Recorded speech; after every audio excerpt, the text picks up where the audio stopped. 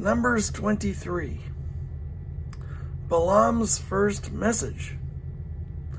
Balaam said, "Build me 7 altars here and prepare 7 bulls and 7 rams for me." Balak did as Balaam said, and the 2 of them offered a bull and a ram at each altar.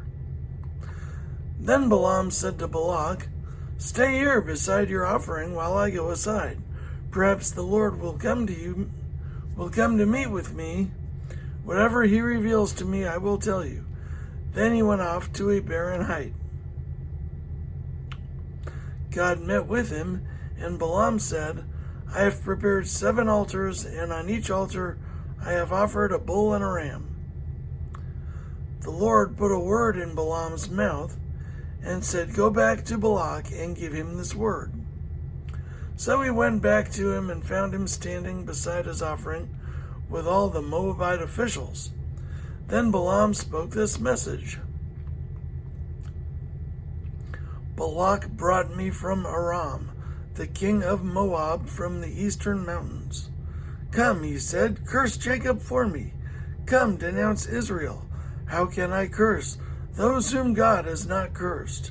How can I denounce those whom the Lord has not denounced? From the rocky peaks I see them, from the heights I view them.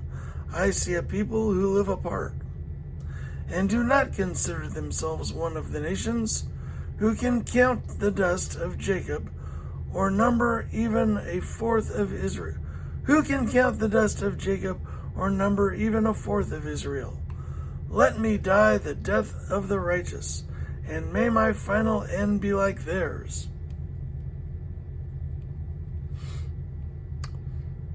Balak said to Balaam, "What have you done to me? I brought you to curse my enemies, but you have done nothing but bless them." He answered, "Must I not speak what the Lord puts in my mouth?" Balaam's second message.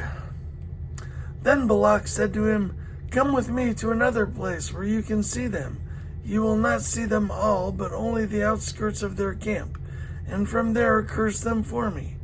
So he took him to the field of Zophim on the top of Pisgah, and there he built 7 altars and offered a bull and ram on each altar. Balaam said to Balak, "Stay here beside your offering while I meet with him over there." The Lord met with Balaam and put a word in his mouth and said, "Go back to Balak and give him this word." So he went to him and found him standing beside his offering with the Moabite officials. Balak asked him, "What did the Lord say?" Then he spoke this message: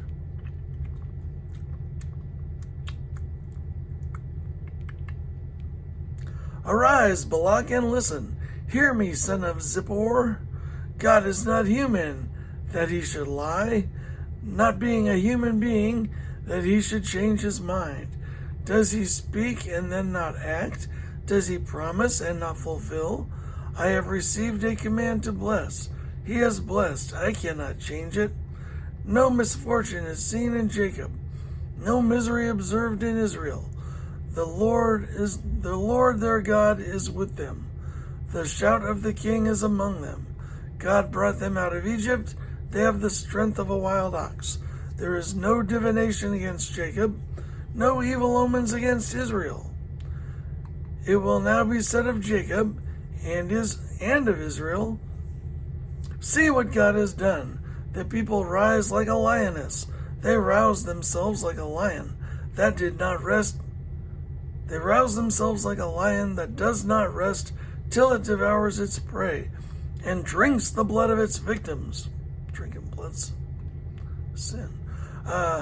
Then Balak said to Balaam, "Neither curse them at all, nor bless them at all." Balaam answered, "Did I not tell you I must do whatever the Lord says?" Then Balak said to Balaam, "Neither curse them at all, nor bless them at all." Balaam answered, "Did I not tell you I must do whatever the Lord says?" Balaam's third message. Then Balak said to Balaam, "Come, let me take you to another place. Perhaps it will please God to let you curse them for me from there, And Balak took Balaam to the top of Peor, overlooking the wasteland. Balaam said, "Build me 7 altars here, and prepare 7 bulls and 7 rams for me." Balak did as Balaam had said, and offered a bull and a ram on each altar.